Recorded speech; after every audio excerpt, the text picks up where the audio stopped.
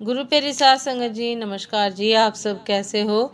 आशा करती हूँ बाबा जी के श्री चरणों में अरदास करती हूँ कि मालिक की कृपा से आप सब बहुत खुश होंगे, मौज बहार में होंगे और अवश्य ही भजन सिमरन में होंगे। साध संगत जी, मैं हाजिर हूँ आज आप सभी से एक बहुत ही खूबसूरत साखी साझा करने के लिए। उम्मीद करती हूँ ये साखी आप सभी को बहुत पसंद आएगी। तो साध संगत जी, चलिए आइए समय न गवाते हुए शुरू करते हैं। साध संगत जी, बुद्ध ने कहा है, जिस घर में दिया जलता है उस घर में चोर नहीं आते। ऐसे ही जिस घर में ध्यान का दिया जलता है उस घर में कोई रोग प्रवेश नहीं करते। ये सब रोग हैं, ये ही असली रोग हैं। शरीर के रोग तो कुछ खास नहीं है, उनका तो इलाज चिकित्सक कर देता है। मैं भी चिकित्सक हूँ, लेकिन मैं आत्मा के रोगों का चिकित्सक हूँ। लक्षणों पर मत जाओ, हमेशा जड़ को काटो, और जड़ को काटने की एक ही कुल्हाड़ी है, ध्यान।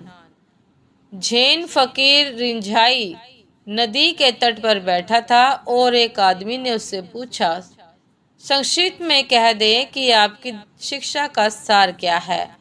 वह चुपचाप ही बैठा रहा, कुछ बोला ही नहीं। उस आदमी ने कहा, आपने सुना नहीं? आप बहरे तो नहीं हैं, ऊंचा तो नहीं सुनते हैं? मैंने पूछा। उसने चिल्ला कर कहा कि अब की बार कि मैंने पूछा कि आपकी शिक्षाओं का संक्षिप्त सार क्या है, थोड़े में बता दे। साध संगत जी, रिंझाई ने कहा, बताया, लेकिन तुम समझे नहीं। मैं चुप जो बैठा रहा वही मेरी शिक्षाओं का सार है। चुप बैठ जाओ, उस आदमी ने कहा। इतना संक्षेप भी ना करो, थोड़ा विस्तार। तो रिंझाई ने अगली बार उंगली से रेत पर लिख दिया, ध्यान। रिंझाई ने उंगली से रेत पर लिख दिया, ध्यान। उस आदमी ने कहा, यह भी कोई विस्तार हुआ? यह तो बात वहीं की वहीं हुई। रिंझाई ने कहा, मैं भी क्या करूं? सागर को वहीं से भी चखोगे तो खारा ही पाओगे।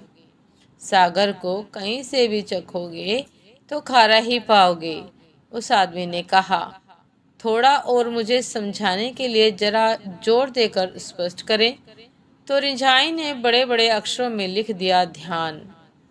उस आदमी ने कहा, तुम आदमी पागल तो नहीं हो?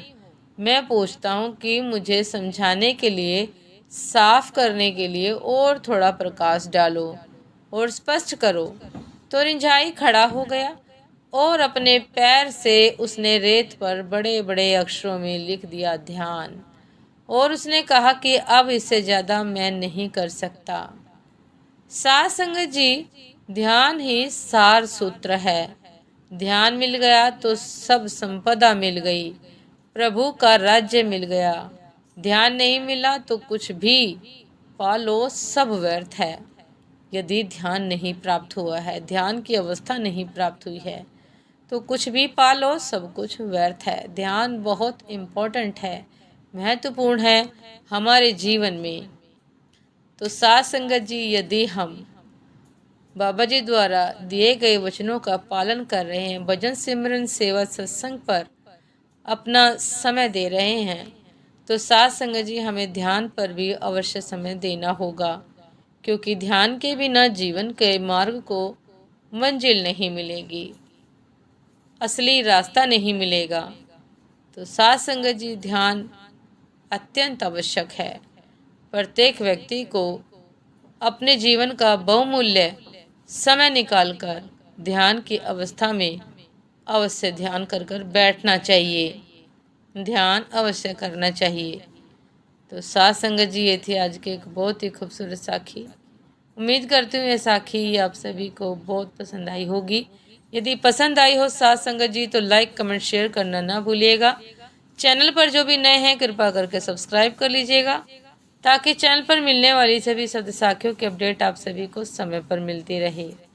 साध संगत जी, आपसे फिर मुलाकात होती है एक नए शब्द साखी के साथ, एक नए विचार के साथ। तब तक के लिए नमस्कार जी। सदा खुश रहिए, मुस्कुराते रहिए, भजन सिमरन अवश्य करते रहिए। नमस्कार जी।